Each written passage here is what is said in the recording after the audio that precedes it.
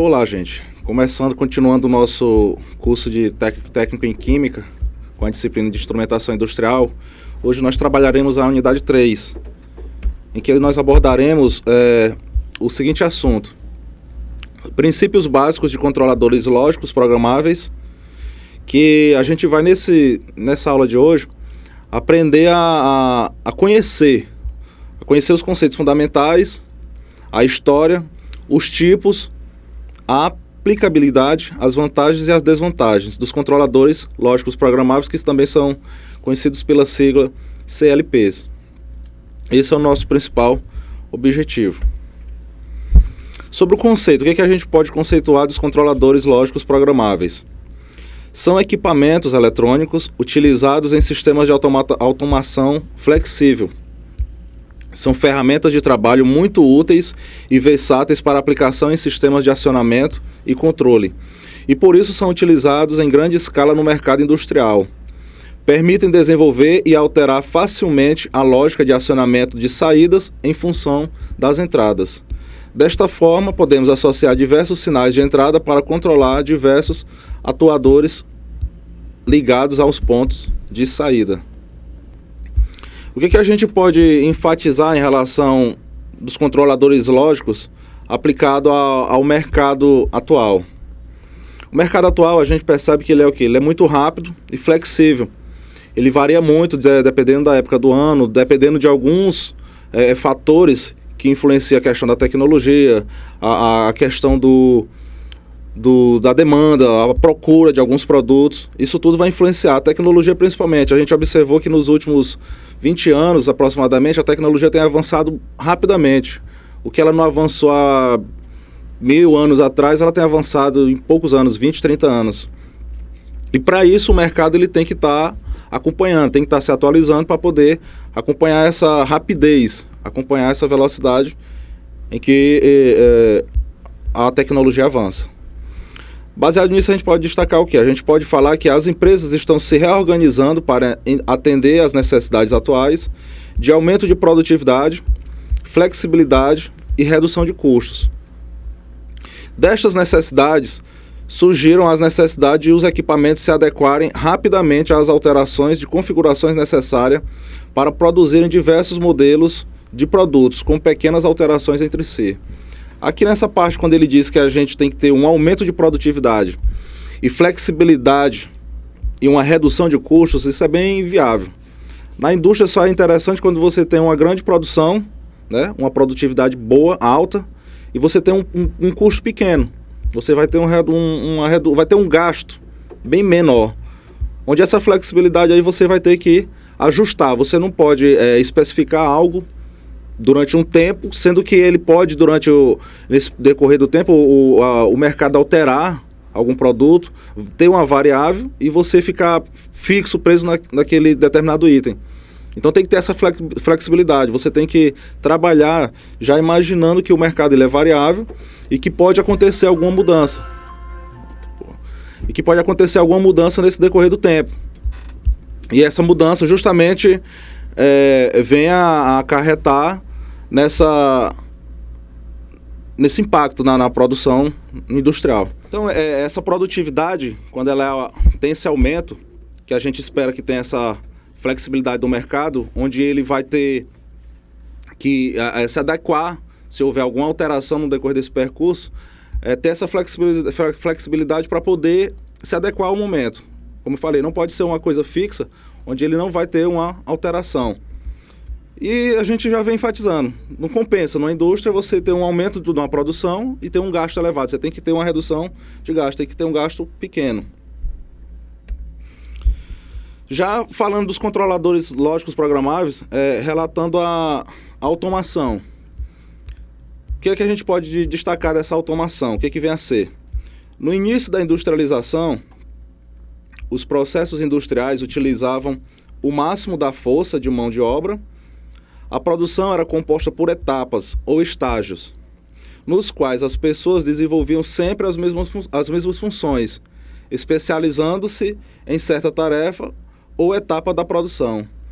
Assim, teremos um princípio da produção seriada.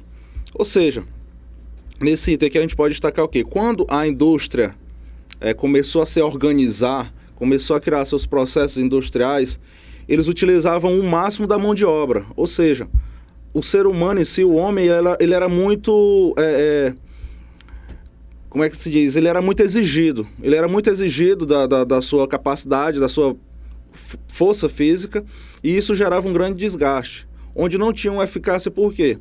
Porque como ele tem o seu limite, ele não conseguia produzir uma determinada quantidade.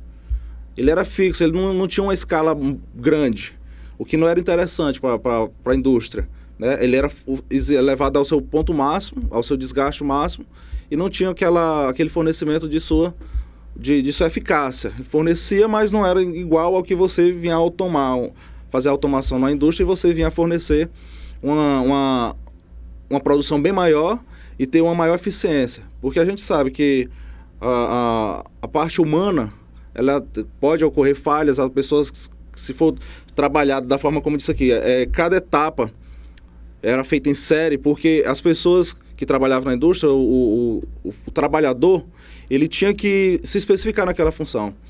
Se tinha uma montagem, um ciclo, uma linha de produção, ele era específico para aquela posição, para aquela função.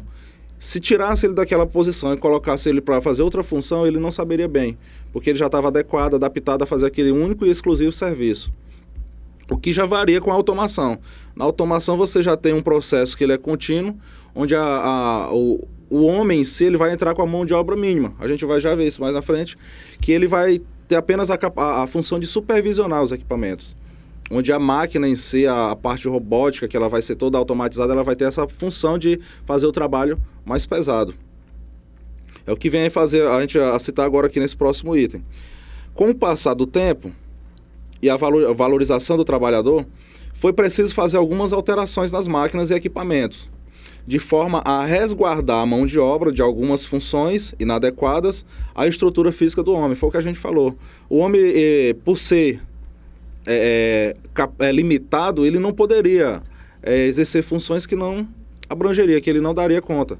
Então ele era limitado a determinadas funções, algo do tipo que não vem a acontecer com a máquina. A máquina ela já pode fazer tarefas que o homem não suporta, a mão de obra física dele não suporta. Então, por isso que houve essa substituição, onde a máquina passou a fazer o trabalho mais pesado e o homem apenas a supervisioná-la. O que não quer dizer que um não dependa do outro. A gente vai automatizar a indústria, não precisa mais de funcionário, de colaborador, do trabalho humano. Precisa. A máquina em si ela não vai fazer o trabalho só. A máquina ela vai fazer aquilo que for projetado e programado para ela exercer. Mas que vai supervisionar, quem vai comandar essa atividade vai ser o homem. Ele vai entrar com a atividade mais leve, que é a de supervisionar, de programar, de controlar.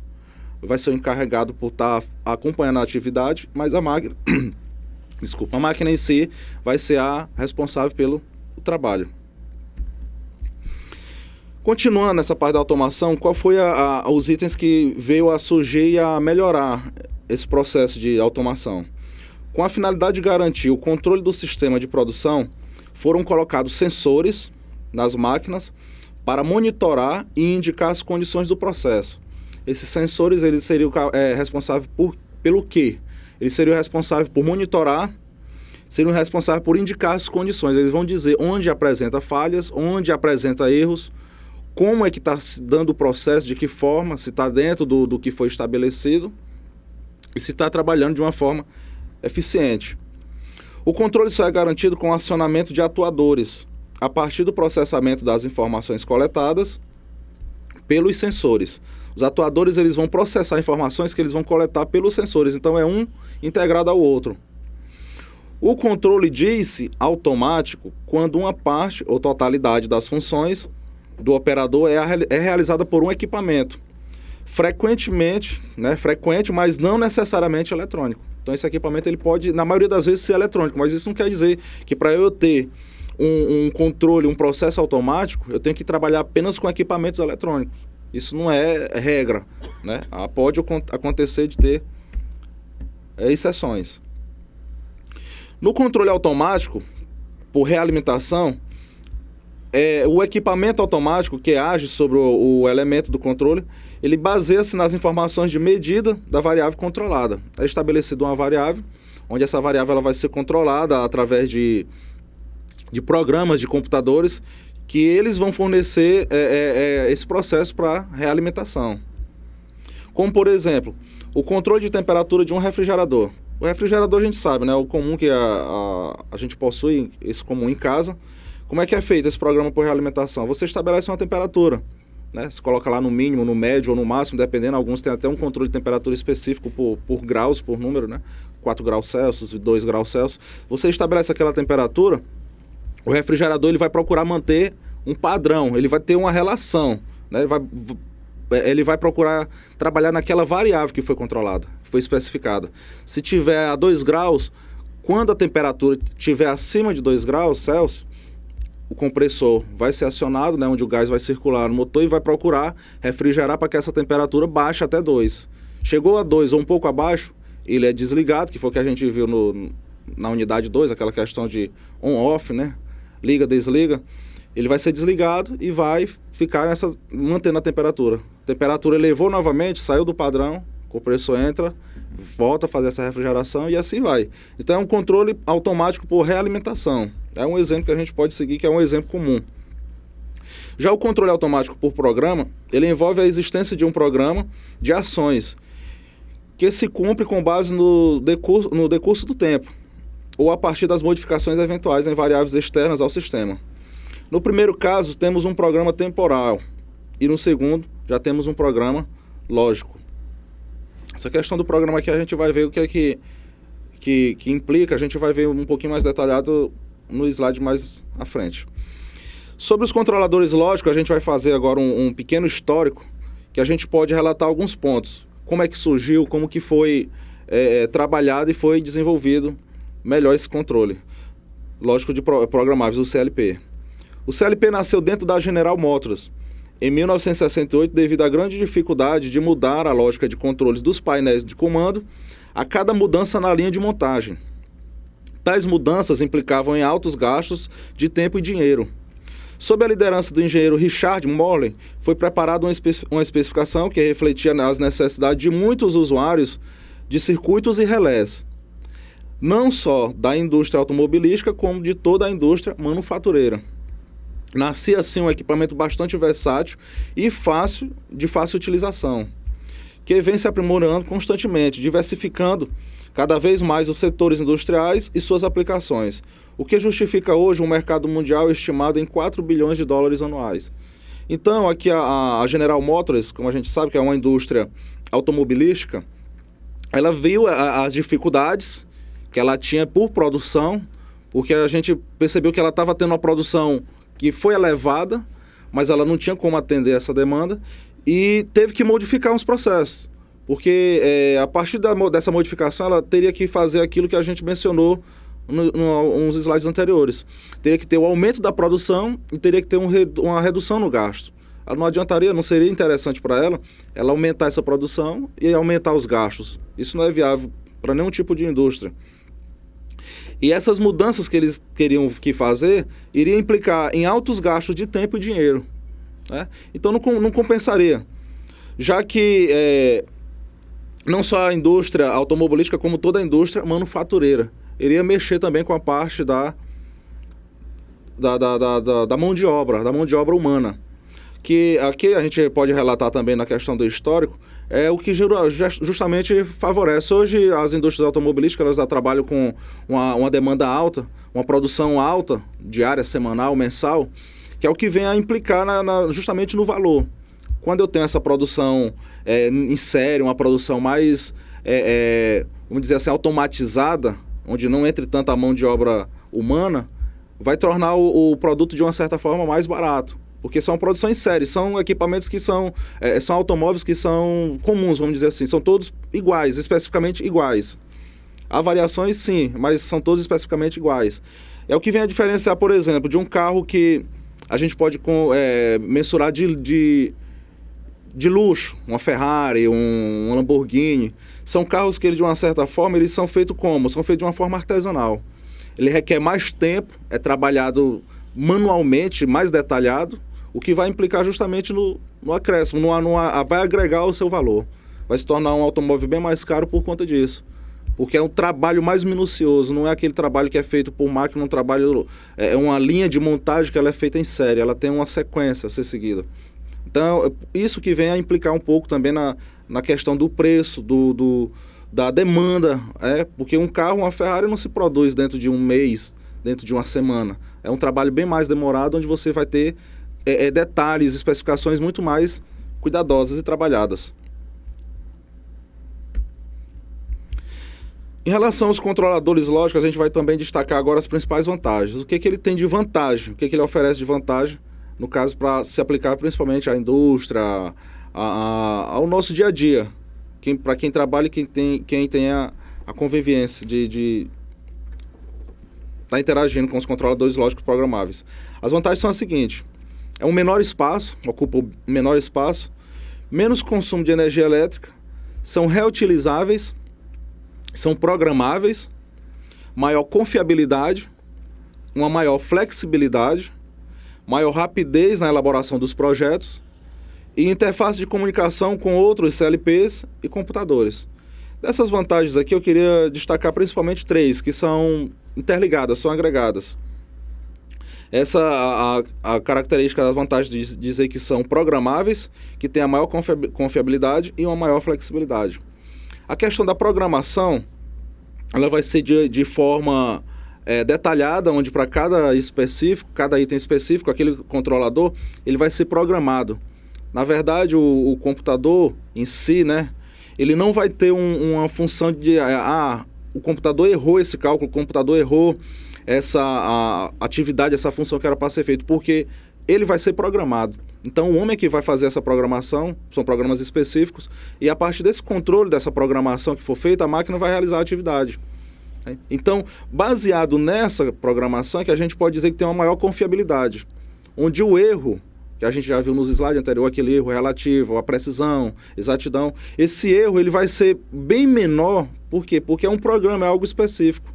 É como se não tivesse a variação do erro, essa precisão vai ser bem maior. Não tem como ter um erro com um computador que ele foi bem programado, ele foi bem ajustado, ele está sendo bem supervisionado. Ele não vai fazer uma variação, ele não vai apresentar erros grosseiros. E essa flexibilidade ela vai atuar onde? Justamente no que a gente vem falando. Se for preciso alterar algum fator nessa linha de montagem, algum fator nessa linha de produção, ele vai ser alterado mais facilmente. Não vai implicar em grandes gastos, não vai ter perda de tempo, porque é uma coisa que são características que vão ajudar nesse conjunto em si, de uma indústria, de uma flexibilidade maior dos processos que forem feitos, que forem produzidos, e não vai ter como ter um processo que você vai ter perdas, né? Então é um processo que ele vai ser bem otimizado. Já no próximo slide, a gente pode falar dos princípios de funcionamento, como vem a funcionar uma CLP. O próprio nome diz o seguinte: CLP, controlador lógico programável, a gente já enfatizou, é um equipamento que realiza um comando ou um controle de uma máquina a partir de um programa pré-definido, foi o que a gente citou anterior. Ele não vai ter como ter variações ou ter inexatidão, porque ele vai ser bem confiável, porque são programas que são pré-definidos para determinado setor, determinada atividade daquela indústria. Assim, se desejamos que o CLP realize alguma espécie de tarefa de controlador de um sistema, devemos previamente programá-lo para tal. É o que a gente vem falando. Esse processador, essa CLP, controlador, ele vai ser programado. Então ele vai ser manuseado e vai ser otimizado de uma forma que esse programa vai ser o responsável por as suas atividades. Aqui tem uma figura que a gente pode ilustrar essa questão do controlador lógico, que a gente tem as entradas, que são os comandos recebidos, a unidade central de processamento, que é a OCP, ela vai processar essa informação e ela vai emitir um sinal de saída, que são os resultados daquilo que ela captou, processou e emite um sinal de saída. Os controladores lógicos programáveis também, a gente pode, no princípio de funcionamento, enfatizar o quê? Essa programação, ela não vem pronta do fabricante do CLP. ela é específica, ela não já vem pronta. Você tem que definir, ela é definida pelo usuário. O usuário que vai ter que definir e dizer o que esse controlador lógico ele vai ter que fazer. Ela não vem pré-definida pelo fabricante. É algo que você vai ter que pré-definir, vai ser uma elaboração por conta sua. Onde, claro, que vai ter a orientação, né, para você dizer em qual determinado setor, em determinada área que quer que o CLP atue. O CLP seguirá rigidamente, passo a passo, a execução do programa do usuário. E o resultado dependerá tão somente da programação executada. Existem diversos tipos de módulos de entrada e de saída, que se adequam aos sinais desejados. Podemos apresentar a estrutura da CLP dividida em 3 partes: entrada, processamento e saída. É o que está lá na figura. A gente vai ter uma captação do sinal, que é a entrada. Esse processamento se dá pela UCP, que é a unidade central de processamento. E é a saída que vai ser o resultado daquilo que ela está querendo especificar, para aquela área que a gente determinou essa programação, esse programa. A gente vê aqui em seguida, os controladores lógicos programáveis, outro princípio de funcionamento que a gente pode enfatizar o quê? O ciclo de processamento.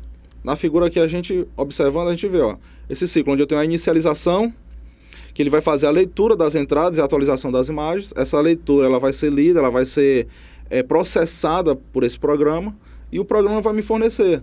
Ele vai dar essas atualizadas, ele vai atualizar e vai fornecer nas saídas essas imagens referidas. Ele vai se referir à imagem do que ele processou, do que ele executou no programa. Os sinais de sensores são aplicados às entradas do controlador e a cada ciclo, né? A cada nova varredura. Esse ciclo ele é repetido, é contínuo. Todos esses sinais são lidos e transferidos para a unidade da memória interna, denominada memória de imagem de entrada. Estes sinais são associados entre si e aos sinais internos. Ao término do ciclo de varredura, os resultados são transferidos à memória de imagem de saída e então são aplicados aos terminais de saída. Observando a figurinha que fica óbvio de se entender melhor. E, por último, aqui a gente pode enfatizar o quê? Sobre os controladores lógicos programáveis. As configurações de CLPs variam de fabricante a fabricante. Isso não quer dizer que cada fabricante vai fornecer o programa específico, foi o que a gente falou anterior. Essas configurações elas vão variar de fabricante a fabricante. E os módulos de entrada e saída, sejam elas digitais ou analógicas, que a gente também já falou sobre esses termos digitais e analógicos, podem ser encontrados em grupos separados ou associados. O módulo da CPU, ou UCP, né, que é a Unidade Central de Processamento, é o principal módulo responsável pelo processamento dos dados e tomadas das decisões em função do roteiro contido no seu software de base. Vai ter um software de base que é ele que vai justamente especificar, se adequar ao que foi feito no comando, o que foi processado para que esse programa execute o que o controlador vai fazer. Basicamente, seus blocos ou elementos internos são o que possui dentro dessa UCP, dessa CPU. São o microprocessador, são a UART, o ART, e sistemas de comunicação, que temos também a memória RAM como bateria, a ROM e a EEPROM. Então, gente, esses itens foram os principais que a gente pôde abordar nessa nossa unidade 3, que a gente destacou única e exclusivamente para os controladores lógicos programáveis, a CLP, que são bem importantes na instrumentação industrial. E a gente pôde enfatizar, destacar nessa unidade 3 o que fosse de mais viável e o que fosse de mais importante para o conhecimento de vocês. A gente deixa aqui a referência, quem quiser fazer a pesquisa, tá aí a referência. Mas esses foram os principais pontos que a gente pôde abordar. Uma boa aula para todos, um bom estudo e um abraço.